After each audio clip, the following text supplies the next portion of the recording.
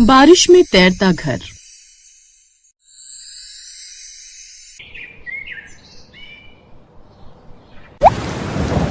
सुबह से बारिश हो रही है। अरे उठ जाओ, बर्तन बाल्टी सारे भर चुके, अब और बर्तन कहाँ से लाऊं? ये टपकती छत कब तक देखनी पड़ेगी। उठ रहा हूँ, पता तो है रात को देर से घर लौटा था। अरे तो देर से घर लौटकर कौन सा तीर मार रहा है? 150 रुपए कमा कर लाए हो, कोई 1.5 लाख नहीं कमाए जो इत्मीनान से सो रहे हो। बहू, मेरा बेटा जितनी भी मेहनत करता है सब तो तुझे दे देता है। तू ही घर का राशन सब संभालती है और फिर भी कह रही है वो क्या ही कमाता है। हाँ हाँ, सबको मुझसे ही दिक्कत है। आप तो अपने बेटे का ही साथ दोगी ना, जैसी माँ वैसा बेटा। हे भगवान, मेरी शादी क्यों करवा दी इस गरीब घर में। सुलेखा हर दिन अपने पति और सास को गरीबी के लिए कोसती रहती। एक दिन जब शंकर मजदूरी करके लौटा तो उसके हाथ में सीमेंट और ईंटें थी। ये क्या उठा लाए हाथ में? तुम्हें तो मैंने सब्जी लाने के लिए कहा था। आज सब्जी की जगह तुम्हारी छत को ठीक करने का सामान लाया हूँ, आज दाल बना लो। देख मेरा बेटा कितना समझदार है, सबकी चिंता रहती है इसे। एक तू ही है जो सारा दिन मेरे बेटे को कोसती रहती है। शंकर ने खुद ही अपने घर की छत को ठीक करना शुरू किया और कुछ देर बाद शंकर ने छत की मरम्मत कर दी। अब बारिश का पानी कमरे में नहीं आएगा, मैंने अच्छे से सीमेंट लगा दिया है। बस कुछ देर बारिश न आए तो सीमेंट सूख जाएगा। उस दिन पूरा दिन धूप निकल आई, छत का सीमेंट सूख गया, सब लोग आराम से सो गए। आधी रात के समय अचानक शंकर को शोर सुनाई दिया। तेज बिजली और तूफानी बारिश से बहुत शोर हो रहा था। हे भगवान, बाहर तो बहुत तेज बारिश आ रही है, तूफान भी है, पता नहीं सब ठीक हो। पापा, डर लग रहा है। सुनो, बाहर जाकर देखो सब ठीक तो है ना? कहीं ऐसा ना हो कि बारिश और तूफान हमारे घर को ही गिरा दे और यही हमारी कब्र बन जाए। सुलेखा, सोच समझकर बोला करो, पता नहीं तुम क्या बोलती रहती हो। जा रहा हूँ देखने। पापा, मैं भी जाऊंगी। अरे बिटिया, मैं बस अभी गया और अभी आया, घबराओ नहीं, कुछ नहीं होगा। बारिश ही तो है, अभी थोड़ी देर में रुक जाएगी। देखो अब घर की छत भी नहीं बह रही, मैंने ठीक कर दी ना। शंकर ने बच्चों को समझाया और बाहर जाकर तूफान देखने लगा। गांव के सभी लोग घबराए हुए थे और बार बार चिल्ला रहे थे, शंकर भैया, सब लोग पहाड़ी पर जा रहे हैं, तुम भी सुलेखा को बोल दो सारा सामान बांध ले, जो भी खाने पीने का है, और पहाड़ी पर चले, हमारे घर डूब जाएंगे। सुना है बहुत बड़ी बाढ़ आने वाली है। चलो सब चलो, पहाड़ी पर चलो, ये गांव डूबने वाला है। पता नहीं बारिश का कहर हमें कहाँ तक ले जाएगा। कुछ ही देर में गांव में पानी भरने लगा। शंकर और सुलेखा ने थोड़ा जरूरी सामान बांध लिया और पहाड़ी पर जाने लगे। शंकर बेटा, मेरा चश्मा टूट गया है, मुझे नजर नहीं आएगा। मुझ बुढ़िया को तू यहीं रहने दे, कहाँ तक मेरा बोझ ठोकर जाएगा। माँ, कैसी बातें कर रही हो? तुम्हारा हाथ पकड़कर मैंने चलना सीखा और आज तुम्हारा हाथ छोड़कर चला जाऊं? चलो माँ, अब उठो, मैं हूं ना तुम्हारा हाथ पकड़ने के लिए। शंकर ने अपनी माँ का हाथ पकड़ा और एक गोदी में बेटी को उठाया। सुलेखा ने एक हाथ में सामान और एक हाथ से बेटे को पकड़ा और सब लोगों के पीछे पीछे शंकर का परिवार भी पहाड़ी की ओर चल पड़ा। सब लोग धीरे धीरे चल रहे थे क्योंकि पूरा गांव पानी में डूब गया था। बारिश का पानी घरों के अंदर पहुंच गया। गांव की हालत बहुत बुरी हो गई थी। गांव के सब परिवार धीरे धीरे आगे बढ़ रहे थे। मेरी ही किस्मत खराब थी जो इस गरीबी वाले घर में शादी करके आ गई। क्या क्या दिन देखने पड़ रहे। आज यही पैसे वाले घर में शादी हुई होती तो इस तरह से बारिश में घर को छोड़कर न जाना पड़ता। गांव के बड़े सेठ देखो, अपनी हवेली में आराम से रह रहे क्योंकि उनकी हवेलियां ऊंचाई पर बनी है। काश मैं भी किसी सेठ के घर की बहू बन गई होती। सुलेखा बड़बड़ाती जा रही थी और गुस्से में चलती जा रही थी। अचानक उसका पैर फिसल गया और वो जोर से गिरी। आई, मैं मर गई रे, मेरी कमरिया गई रे, गई। और गलत बोलो बहू, जितना है उतने में ही खुश रहना सीखो और जो भी भगवान ने दिया है उसके लिए उनका शुक्र करो। आज भगवान ने हमें डूबने से बचा लिया। देखो, हमारा पूरा परिवार सुरक्षित है, नहीं तो कितना सुनते हैं कि परिवार के परिवार बाढ़ में बह गए। एक तो मैं गिर गई हूँ, मेरी चोट लग गई, ऊपर से आप मुझे संभालने की जगह उपदेश दे रही हो। ये सब मन को समझाने वाली बात है माँ जी। अगले कुछ दिनों तक बारिश से बचने के लिए गांव के सभी परिवार पहाड़ी पर रहने चले गए।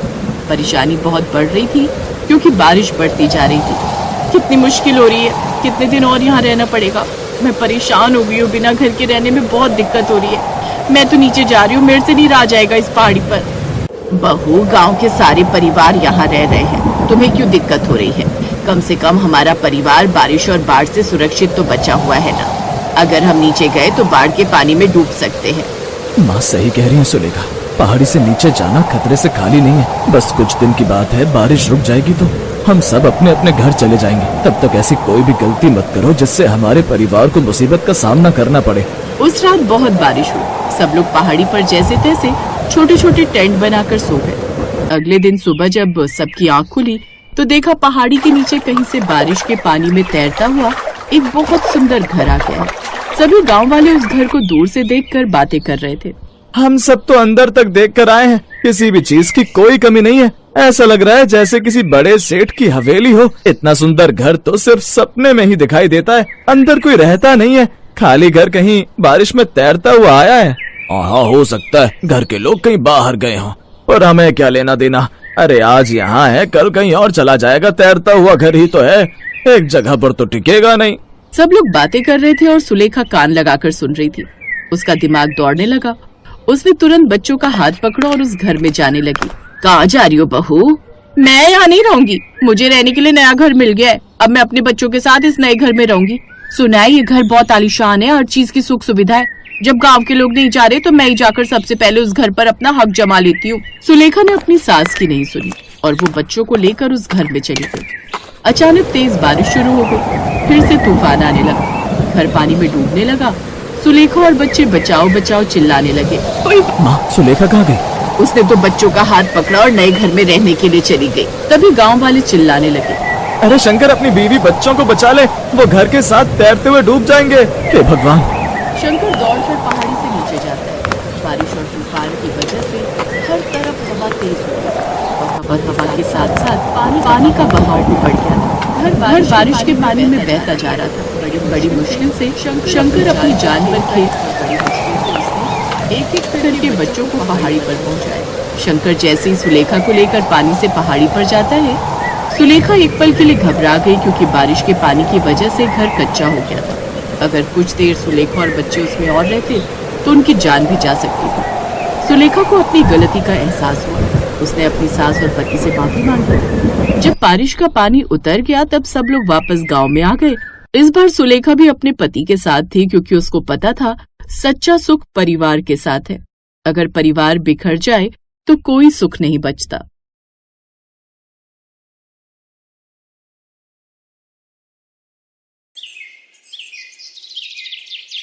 इस बार की गर्मी ने तो हालत ही खराब करके रख दी है। थोड़ी दूर पैदल चलने पर ही पसीने में तर हो जाते हैं। दीदी, मेरा तो धूप में बाहर कदम रखने का मन ही नहीं करता है। ऐसा लगता है कि धूप में पैर रखते ही जलकर भस्म हो जाएंगे हम लोग। गर्मी से परेशान होकर दोनों बहुएं हाथों में मटका लेकर वापस अपने घर लौट रही होती हैं। तभी रास्ते में उनकी पड़ोसन मीरा मिलती है। आज बड़े दिनों के बाद दिखी हो, कहाँ गई थी? अरे तुम तो जानती हो मेरे पति मुझसे कितना प्यार करते हैं। गर्मी की वजह से मैं ज्यादा परेशान हो रही थी ना, इसीलिए वो मुझे घुमाने नैनीताल लेकर गए थे। मैंने सुना है वो तो बड़ी महंगी जगह है ना? हाँ, लेकिन एक पति अपनी पत्नी के लिए नहीं करेगा तो किसके लिए करेगा? मीरा की बात सुनकर आरोही और आरती एक दूसरे की तरफ देखने लगती हैं और अपना उदास मन करके अपने छोटे से टूटे फूटे घर में आ जाती हैं, जहाँ टूटी छत से धूप की रसोई सीधा उसके घर पर पड़ रही थी। तो वहीं इतनी गर्मी में सरिता मिट्टी के चूल्हे पर खाना बना रही थी। तभी उन दोनों को देखकर सरिता कहती है, आ गई तुम दोनों? कब से तुम्हारी राह देख रही थी। कुएं तो पास में ही है, फिर भी इतनी देर लगा दी। दीदी, रास्ते में मीरा मिल गई थी, बता रही थी उसका पति उसको घुमाने के लिए नैनीताल लेकर गया था। अरे किस्मत हो तो उसकी जैसी हो, वो भी गरीब है लेकिन देखो उसका पति उसके लिए कितना कुछ करता है। वो तो है, अब सबके पति हमारे पतियों की तरह थोड़ी न है जिनको अपनी पत्नियों की कोई फिक्र ही ना हो। गर्मी से परेशान तीनों बहुएं अपने पतियों को कुछ न कुछ करने की बात कर ही रही होती हैं कि उन सबके पति फैक्ट्री से दोपहर का खाना खाने घर आते हैं। तुम तीनों अभी तक बस खाना बनाने में ही लगी हुई हो। जब पता है दोपहर में सब आते हैं खाना खाने के लिए, तो समय से खाना बनाकर क्यों नहीं रखती हो? आप लोग खुद तो फैक्ट्री में काम करते हो, लेकिन गर्मी में तो हमको मरना पड़ता है। कितनी बार बोला है छत ठीक करा दो, धूप सीधी घर में आती, ऊपर से चूल्हे पर खाना बनाओ। सबके पति अपनी पत्नियों को ठंडी ठंडी जगह घुमाने लेकर जाते हैं और एक आप लोग हैं। घर में कदम रखा नहीं कि तुम्हारी शिकायतों की लिस्ट चालू हो गई। हम लोग मेहनत करके तुम्हारा पेट भर रहे हैं, क्या तुम्हें इतना काफी नहीं है? पेट भरना ही काफी नहीं होता है जी। न तो आप लोगों से ये पंखा ठीक करवाया गया और न ये छत। गर्मी के चलते सभी बहुएं आए दिन कूलर पंखे की फरमाइश करते हुए काफी लड़ाई झगड़ा करती थी। उन सबसे परेशान होकर उनके पति शहर में एक नौकरी ढूंढ लेते हैं और घर पर खर्चे के लिए कुछ पैसे रखकर गुस्से में तीनों भाई चले जाते हैं। वहीं अब तीनों बहुएं उनके दिए हुए पैसे से घर चलाती हैं और 2-3 हफ्ते में ही सारे पैसे खत्म होने को आते हैं। फिर अगले दिन आरती परेशान होकर कहती है, अब क्या करेंगे हम? 4 दिन बाद ये पैसे भी खत्म हो जाएंगे, फिर हमारा कैसे गुजारा होगा? गांव के कुछ लोग जंगल से लकड़ियां काटकर अपना गुजारा चलाते हैं, हम भी अपना गुजारा ऐसे ही कर लेंगे। दीदी तुम ठीक कह रही हो, अब पेट पालने के लिए कुछ न कुछ तो करना ही होगा ना। बीते दिनों के साथ अब गर्मी भी बढ़ रही थी, जिस वजह से तीनों बहुएं घर के एक कोने में बैठी होती हैं। तभी घर का मालिक सुरेश आता है। मालिक आप यहाँ? हाँ, कुछ जरूरी काम था इसीलिए आना पड़ा। मेरे गांव में जितने भी मकान हैं, मैं उन्हें बेचकर शहर में घर लेने वाला हूँ, इसीलिए तुम लोग 2 दिन में मेरा मकान खाली कर देना। मकान मालिक की बात सुनकर तीनों बहुएं काफी परेशान हो जाती हैं और अगले दिन हर रोज की तरह लकड़ियां काटने जंगल में जाती हैं। अब क्या करें हम? हमारे पतियों का भी कुछ अता पता नहीं है कि वो वापस कब आएंगे। तीनों बहुएं घर बनाने के लिए लकड़ियां काट ही रही होती हैं कि एकदम मूसलाधार बारिश शुरू हो जाती है, जिसकी वजह से वो तीनों जंगल के बाहर की बजाय अंदर की तरफ चली जाती हैं और एक पेड़ के नीचे खड़ी हो जाती हैं। और कुछ देर बाद जब बारिश बंद होती है तो आरती की नजर पानी पर जाती है। पहले तो उसे वो एक गड्ढा लगता है, लेकिन जब पास जाकर देखती है तो वो एक बहुत बड़ी नदी होती है। आरोही, सरिता जरा देखो यहाँ कितनी बड़ी नदी है। सच में ये तो काफी बड़ी नदी है। लगता है आज तक किसी को इस नदी के बारे में पता ही नहीं चला। यहाँ कितनी ठंडी जगह है। मैं तो कहती हूँ हम क्यों ना अपनी यही छोटी सी झोपड़ी बना ले। हाँ, ये ठीक रहेगा, जिस समय पानी की कोई दिक्कत भी नहीं होगी और लकड़ी काटने के लिए इतना दूर भी नहीं आना पड़ेगा। तीनों बहुएं जंगल से लकड़ियां काटकर और घास और पत्तों की मदद से अपनी एक छोटी सी नदी के किनारे झोपड़ी बना लेती हैं। साथ ही में लकड़ी के खिलौने भी बनाती हैं। ये देखो, मैंने लकड़ी से कितनी सुंदर सुंदर घर बनाए। बाजार में लोग तो यही पसंद करके खरीद लेंगे। मैं तो जंगल से देखो आम, कटहल, शकरकंदी, देखो कितनी सारी चीजें लाई हूँ। अब इससे अपना खाना पीने का काम चल सकता है। मुझे तो बहुत सारी जड़ी बूटी मिली है जिससे हम बाजार में मशरूम के रूप में बेच सकते हैं। ऐसे वो जंगल से लकड़ियों को इकट्ठा करती और बाजार में बेचा करती थी, जिससे उनके पास 2 पैसे भी हो जाते थे। शुरुआत में तो तीनों बहुएं अपनी नदी किनारे बनाई हुई छोटी सी झोपड़ी में काफी खुश थी, लेकिन जंगल है तो परेशानी तो आएगी। तो वहीं जब रात होती है तो तीनों बहुओं को जंगल में जानवरों की अजीब अजीब आवाज आने लगती है।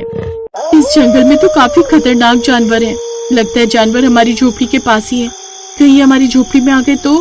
तभी आरोही बाहर दरवाजे के पास आग जलाकर रख देती है।